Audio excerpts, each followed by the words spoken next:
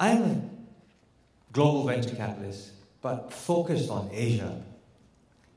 So I thought it might be helpful for you to hear a little bit about my experience in Asia. And perhaps if you have any questions, I would be glad to take them. So this session could be as successful as you would like it to be. First, let me give you a little bit of my experience, so that you would know the kind of questions perhaps I would be better equipped to answer. In 1997, I left Goldman to join the government of Singapore. I was asked to be the Deputy Secretary of the Ministry of Trade and Industry. And I took the challenge. It was a high honor, low pay job. I took it, and suddenly I became a Deputy Secretary. And on the first day of work, the Deputy Prime Minister asked me to make Singapore into Silicon Valley for Asia. I traveled around the world. I recommended the $1 billion fund. And it was approved by Cabinet. And lo and behold, I became the chairman of the fund.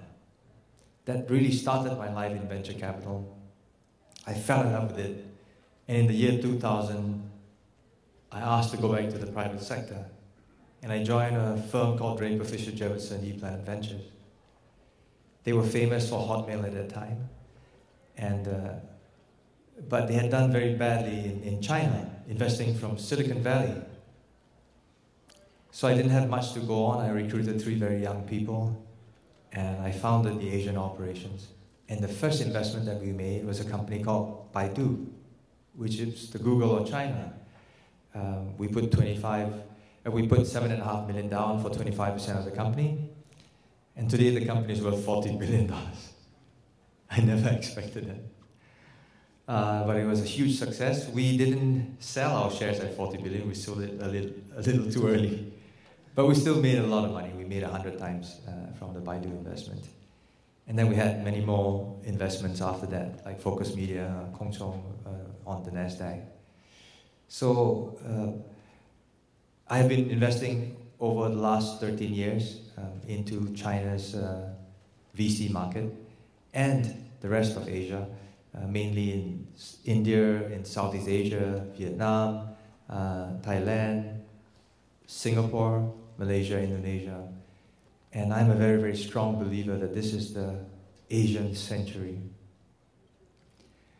I think strong is perhaps an understatement. Let me tell you what I believe, and I would welcome debate on this. Number one, everybody knows that China has overtaken Japan this year as the number 2 country in the world. Some people are saying that China will overtake the US within 10 years. Some people say 15 years. But almost everybody agrees that it will overtake the US. Sorry, did I say Japan? It will overtake the US in 10 to 15 years. Everybody agrees that it will. What happens after that? Not only will China overtake the US in 10 to 15 years, within 25 years, it will be double the size of the US. And within this century, it will probably reach 3 or 4 times the US.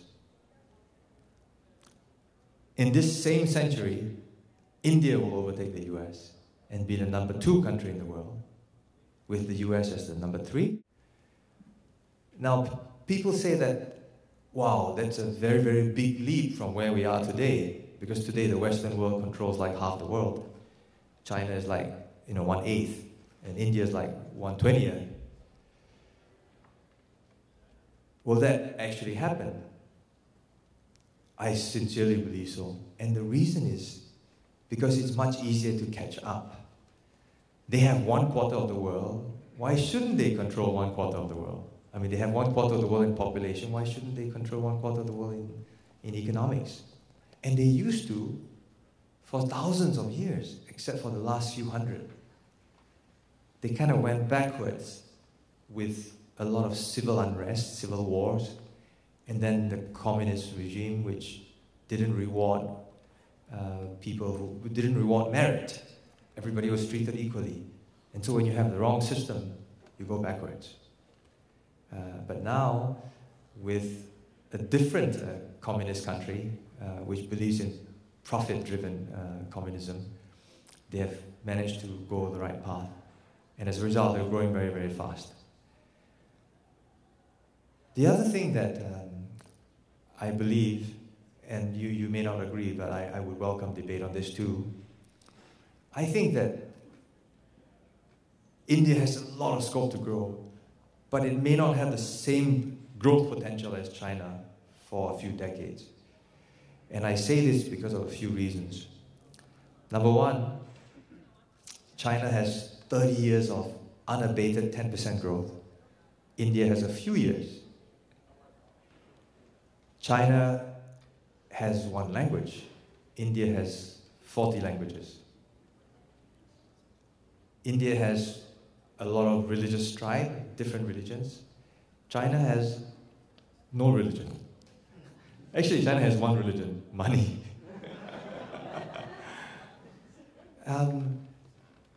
India is a democracy. I'm in America, so I better be careful when I say this.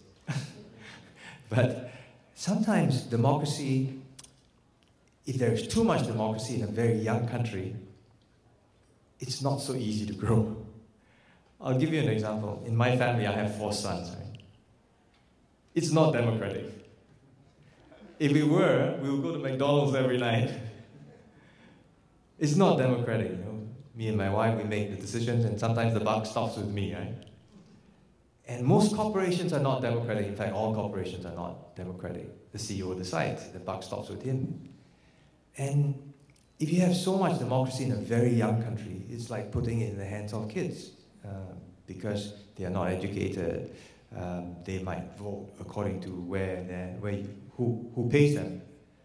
And as a result, if there is a dictatorship, if the dictatorship is benign, it grows very fast. But if the dictatorship is not good, then you have problems. So China, although it is a dictatorship, it is run by the Communist Party. Now the party has 140 million people. It is not one single dictator who decides to make his son the successor regardless of how smart his son is. In China, there are 140 million Communist Party members. Whoever is the president is damn bloody good because he's the best in 140 million people, right? And they don't reward successorships. I mean, they don't. Deng Xiaoping is not the son of Mao Zedong. Jiang Zemin was not related to Deng Xiaoping, and neither is Hu Jintao. He's also not related to Jiang Zemin, right? So every 8 years, you have a changing of the guard, and the best evolves as the best in the party and becomes the president. So even though it is a dictatorship of one party, it is democratically elected within that party. And as a result, we've had very smooth transition of power and good policies. I think not many people have criticized China's policy direction. Some people may criticize the speed at which they're moving, like now, devaluation of their currency or appreciation of their currency. People complain that it's not fast enough, but they've already said that that's what I want to do. So policy directions have always been right, generally, but you can argue about the pace. As a result of having one-party rule, the Chinese government is seriously rich. You know, when you look at all these big companies listing in China, like the banks, agricultural bank, like Ping An Insurance, like Sinopec, like all these big companies, right? And they are listed, and maybe you buy 5-6% of the companies. Who owns the 93%? The Chinese government. So you have a government that has effectively 3 S's: a surplus in trade, a surplus in current account, and a surplus in government and in government coffers. And when you have money, you can do a lot. 10 years ago, if you had asked me to sell everything I own and put everything in China, I wouldn't do that because there is risk. And what is the risk? You have a dictatorship, one-party rule, no mandate to rule because there are no elections. What happens if you have the fall of the Iron Curtain?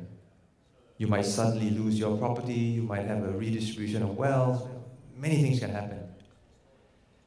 And when would that possibly happen?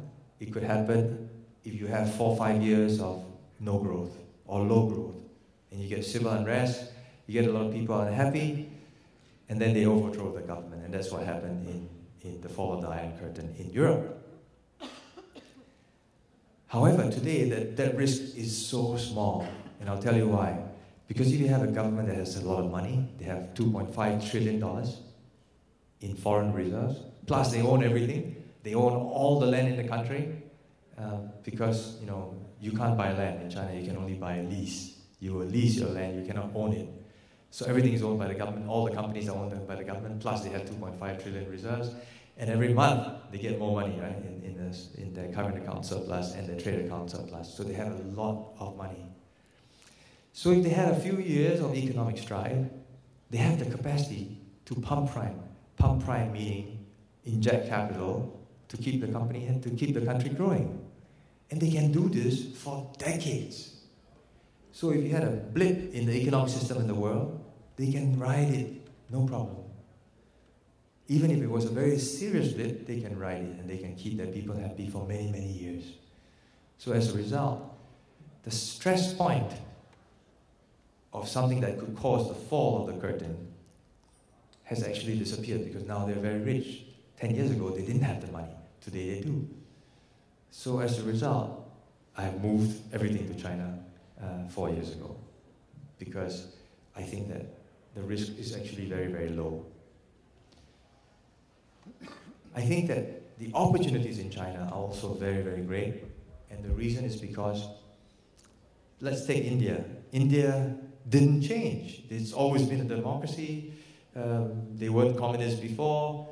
So all the low-hanging fruits were already taken by Indians. China switched in 1978. In 1978, if you wanted to go shopping, you can buy a blue or a black mouse suit on Tuesday and Thursdays between 2 and 4. And now there is Louis Vuitton, there is Gucci, there is Prada, there is anything you want to buy. So the difference is huge. And as a result, you can start the first airline. I actually started the first private airline in China.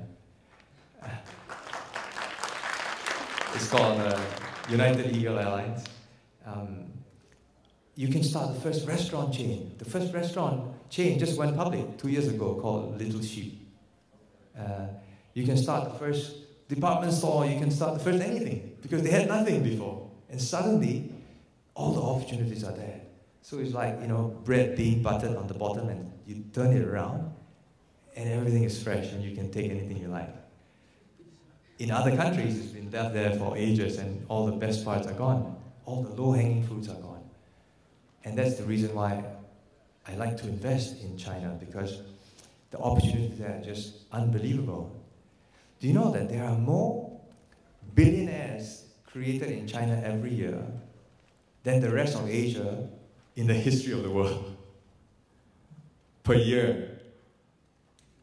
China, I think, created last year 30 billionaires. There are only 4 billionaires in Singapore, in the history of Singapore. There is like 6 billionaires in Taiwan. There are like 7 billionaires in Hong Kong, in the history. The number that's created in China every year exceeds that. So it's actually crazy. It's like 150 years of American opportunity compressed in 10. And why is it compressed? Because of leapfrogging. They have technology.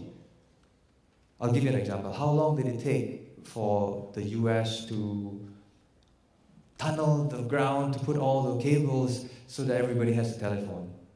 Many, many decades. China, don't need mobile phone. So everybody uses a mobile phone. There are no fixed lines. Everybody uses mobile phones. So technology allows them to jump, to leapfrog.